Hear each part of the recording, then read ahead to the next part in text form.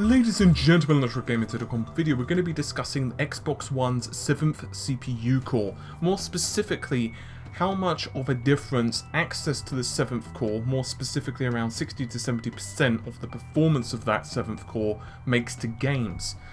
Now, we did hear about this. We did hear about the fact that developers were able to access this 7th CPU core a while back. In fact, we did a full analysis of the SDK leak, which told us this very piece of news. Developers are able to access these resources, providing they don't want to utilize, let's say, certain Connect functionality. Now, how much of a difference does it make? Well, the folks over at Larian Studios actually decided to comment on this. As many of you know, they're actually currently porting Divinity Original Sin, the Enhanced Edition, to both the PlayStation 4 and the Xbox One. Regarding the CPU, they said they are using the 7th CPU core, but there's not a lot of difference utilizing it at the moment, because it's only 60 to 70%, so it's not that big of a difference, and it won't make that much of an impact.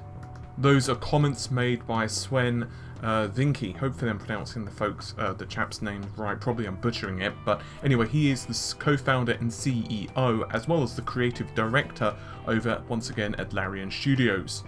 Unfortunately, we're still in the dark about the PlayStation 4 and what's going on with its processor layout, I guess you could say, because we do know, of course, that it shares the exact same processor as the Xbox One.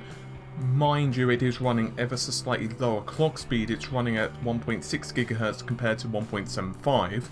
But because we don't know if there's been an update to the PlayStation 4's processor, we don't know if the 7th CPU core is accessible to developers on the PS4, but we certainly know once again it is on the Xbox One. There are a couple of points, however, to remember before we make a massive judgment regarding these comments. The first is that they are only referring to their own experiences, because obviously they don't know how, say, Capcom or Square or Electronic Arts or any of those other studios will find access to this core, because it will mostly depend upon the game, the engine, the developers, that type of thing. The other point is DirectX 12. Now, we do know, of course, at the moment, the Xbox One is utilizing DirectX 11.x. I say .x because there are some functionalities of different DirectX variants, and we also know, of course, that they have made some changes to the DirectX code. Their own words were pretty much, not verbatim, but boiled down, I guess you could say, were that they removed anything that wasn't Xbox One related, anything that was I guess you could say more generic code, and then they just built their API around that. However, that isn't DirectX 12. There are definitely going to be some changes when the Xbox One's DirectX 12 comes into play. How much of a difference is still a little bit of an unknown. It's still, you know, kind of up in the air, and that's a topic for a slightly different video, and I am working on that.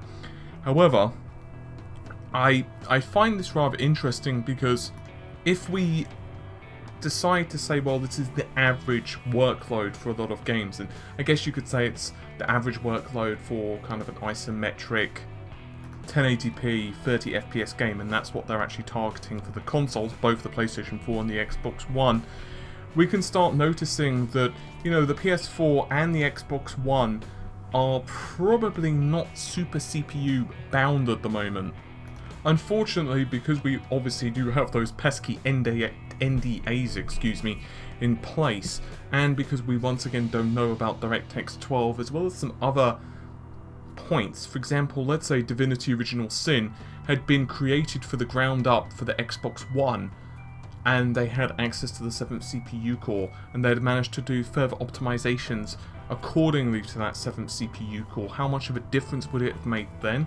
Well, that's a bit of a question, isn't it? Slightly off topic, but if you're wondering about Divinity Original Sin, and is it a good game? Well, the answer is yes. I've actually enjoyed it quite a bit on the PC, and so I'd highly encourage you to check it out on the consoles if you've not tried out the PC version. You won't regret it. It honestly is a really cool game. But for now, I'm going to get going. Hopefully you have enjoyed the video. As I said, this is a very interesting topic, and I will be extremely curious when we've seen maybe 1, possibly 2 more GDCs in the future, and they are releasing these white papers, you know, these technical breakdowns of their engines, and maybe we'll actually get more insight when more NDAs start to lift and developers are a little bit freer to be able to open up and talk about what they're planning for their games. It's going to be a really interesting time, I think. How much of a difference DirectX 12 is going to make, how much difference the 7th CPU core is going to make in the grand scheme of things. Well, the only thing we could do is tune in and follow along. Anyway, hopefully you've enjoyed the video. I'll see you soon. Take care. Bye for now.